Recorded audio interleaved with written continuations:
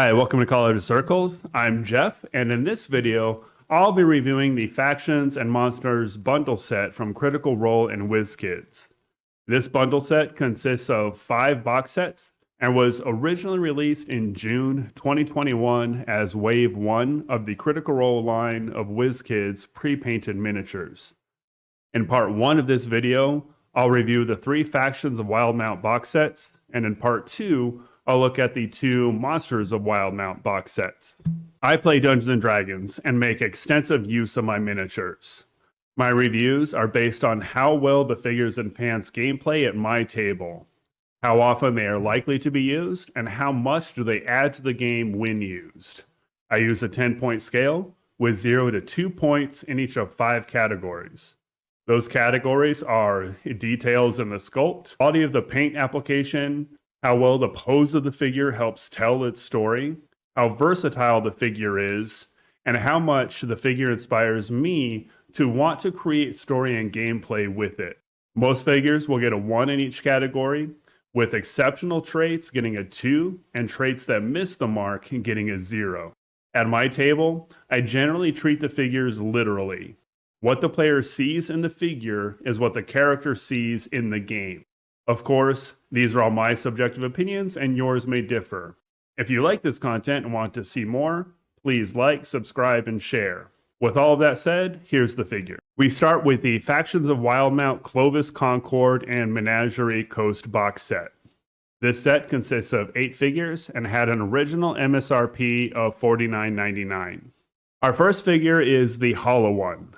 This figure is notable for the sword penetrating his torso while he continues to walk forward. The pose and sculpt of this figure really helps tell its story and give me a motivation to find use for him. Unfortunately, the paint application is pretty bad in places, with hairlines not matching the sculpt. Also, the sword has blood on both ends of the blade, and there's blood on the back side of the wound, but no blood on the front. A small detail, but if it had been caught, it would have really helped this figure pop more. Next is the Fisherman of Clovis. Now, I'm a sucker for townsfolk NPC figures, and this guy is going to pop up in almost every one of my villages. However, in what will be a recurring theme as I go through the Factions box sets, the paint is really bad. He has no mouth, and parts of his clothes aren't painted. Now, I buy pre-painted figures because I can't actually paint these. My expectation is that the people I'm paying to paint them will do a better job than I can, but here I'm just not sure that's the case.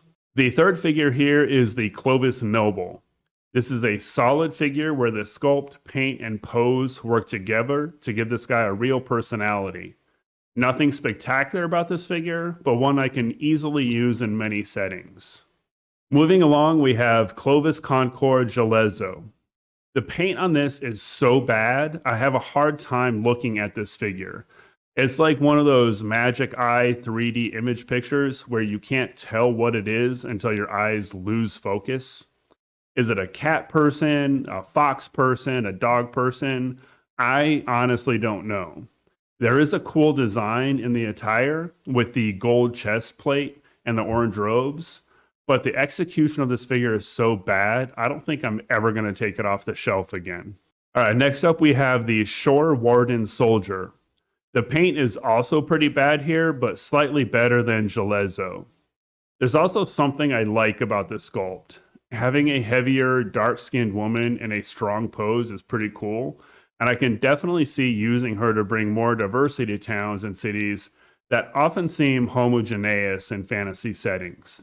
Up next is the Grinner, and easily the figure that really stands out in this box. I do love my bards, and this is another figure where the pose and sculpt help create his personality. The paint once again borders on unacceptable, but the color scheme really helps out here. I could see using him as a recurring NPC the players can randomly encounter, similar to Maik the Liar from Skyrim. For the 7th figure, we have the Blood Hunter, in which a defect ended up making this figure one of the most interesting in the set. For some reason, the head of this figure was broken off, and it actually looks like it was a separate mold from the body. Instead of replacing the head where it should have been, I decided to glue it to its open hand. What would have been a slightly better than average rogue or fighter is now going to be a standout NPC. Our final figure from the set is the Pallid Elf. As much as I want to like this figure, issues with the paint and the fact that it's already separating from the base means this figure misses the mark. Sometimes simple is the way to go, but when you have a simple figure like this, it really has to be executed well, and the Pallid Elf just is not executed well. Overall, the Factions of Wildemount, Clovis Concord, and Menagerie Coast box set is very average. Critical Role characters tend to be more colorful and vibrant than their D&D counterparts, but if the application is poorly executed, all of that creativity is wasted. The quality control here appears to be absent. The second group we're looking at is the Factions of Wildemount, Kryn Dynasty, and Jorahas box set. This set consisted of 9 figures and also cost $49.99. The first figure here is the Lodeston Halfling, and we are not starting out great. I can't tell if the mark on her face is intentional, or if the spots in her hair are flowers or misapplied skin paint. And quite frankly, it also looks like she peed her pants. The second figure is the Dark Elf Rogue. Misapplied paint throughout the clothes bring this figure down, and there's nothing remarkable at the pose or the sculpt. A very generic rogue except for the color scheme. And I can't decide if I appreciate thinking outside the box for a brightly colored rogue, or if this is a bad choice. There's probably a reason most rogues wear dark clothes. Up next, we have 2 figures to review together, the Echo Knight and the Echo Knight Echo. Both figures use the same mold, except the pose is reversed for the Echo. This reversal in the image is the only real interesting thing about these figures.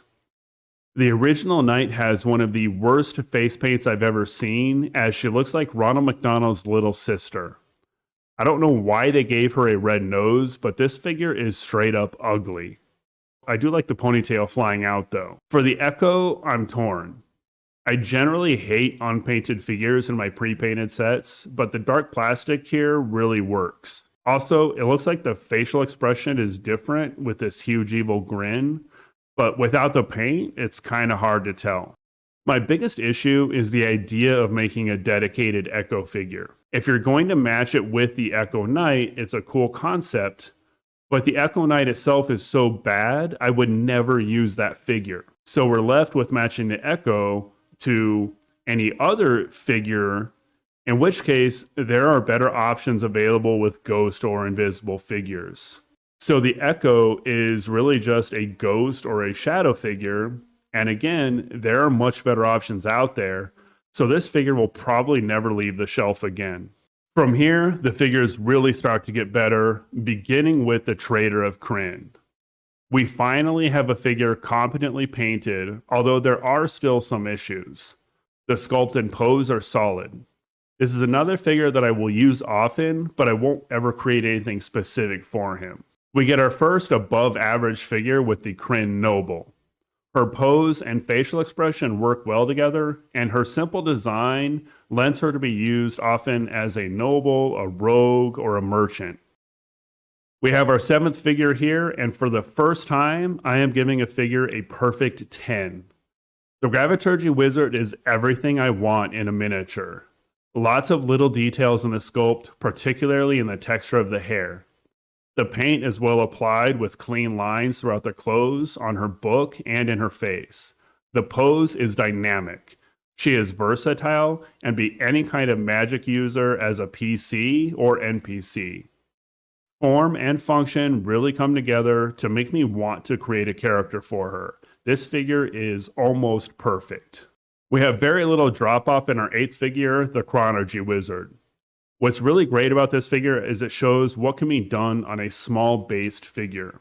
His attire is smooth and he has just enough face paint to read his expression. His sculpt is dynamic with nice use of the pink plastic. He's versatile, almost as good as the Graviturgy Wizard. We finish this set with another standout in the Dunamancy Wizard. Another great sculpt and pose, The only issue here is what I believe to be an overuse of the dry brush technique, leaving too much black in the hair and the lack of a painted mouth. Otherwise, the eyes stand out, as does the detail in the spell disc between her hands. With the Factions of Wildemount, Kryn Dynasty, and Xhorhas box set, we can see what's possible when Wizkids really wants to excel. This is speculation on my part, but I imagine that Critical Role really stressed the importance of making the 3 wizards stand out, as those are some of the signature classes they created. Other than the 3 wizards and the Kryn Noble, the set was lackluster and indicative of poor quality control. The final set in this video is Factions of Wildemount Dallan Empire box set. This set also has 9 figures and retailed for $49.99. Our first figure is the Volstrucker Agent, completely generic with poorly applied paint. Moving on. The second figure is the Drakenblood Dragonborn. He arrived in the box broken, but otherwise is a decent figure. Versatile and can be used for multiple PC classes or as an NPC. And the paint looks professionally done. Unlike the Ravenite Dragonborn, that face paint is all over the place. This would otherwise be a fine figure. I don't love the pose, but it's acceptable. That face is not. Maybe I'm seeing too many bad paint jobs, but the Dwendalian Aristocrat doesn't bother me as much as it should. Until I realized that his beard is painted on half of his throat and the hands are painted with his tunic. At 5, we have the Dwendalian Farmer. Now I gotta say, despite a few flaws, I really like this figure. Up close, the facial expression looks silly, but on a table it reads well and gives her a country-happy attitude. The sculpt, paint, and pose bring her to life and really give her a little sass. Our next figure is the Dwendalian Crownsguard.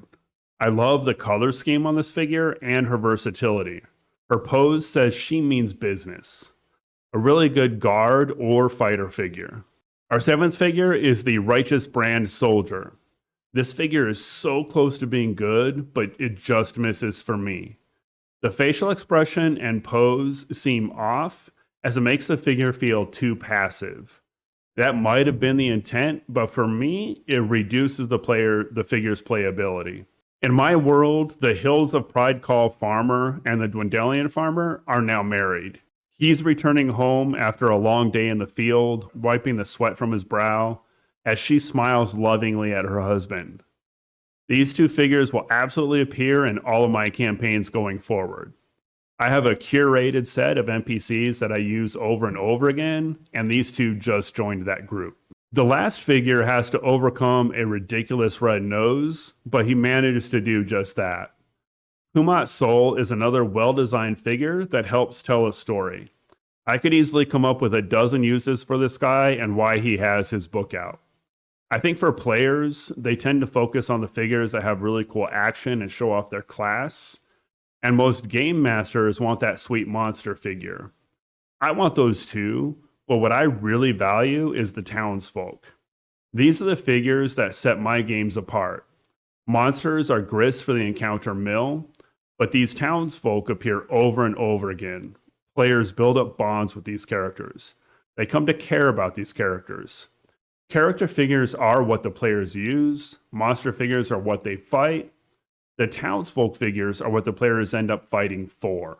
The Factions of Wildemount Dwendalian Empire box set has some really nice townsfolk, and I love when this class of figure gets some love and attention to detail. Unfortunately, too many of the figures in this set were below average. By 2021, Wizkids was really starting to make exceptional figures for Pathfinder and Icons of the Realms, and they would go on to make exceptional character figures for Critical Role. But with this first wave of Critical Role characters, I think they tried to do too many, and the quality suffered. In part 2 of this bundle set review, I'll look at the monsters of Wildemount. And spoiler alert, they are probably the best box sets ever produced by Wizkids, so make sure you check out that vid. Thank you all for watching. I'm Jeff, and I'll see you on the next College of Circles.